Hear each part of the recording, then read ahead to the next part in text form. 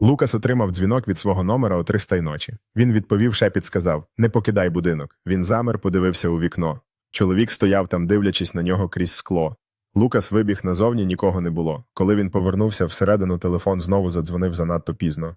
Лукас стоїть у темній вітальні, міцно тримаючи телефон, коли атмосфера стає важчою від жаху, кидаючи швидкі погляди на двері. Раптом він чує шурхіт з тіні коридору.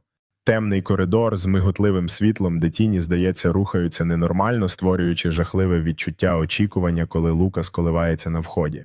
Раптом його увагу привертає старий запилений телефон на столі, його шнур заплутаний, символізуючи зв'язок з жахливими подіями. Лукас трясе рукою над телефоном, обмірковуючи, чи викликати допомогу. Тривога закарбована на його обличчі в напівтемряві кімнати. Раптом тінь повільно повзе по стіні, натякаючи на невидиму присутність з жахливою атмосферою, що стискає момент.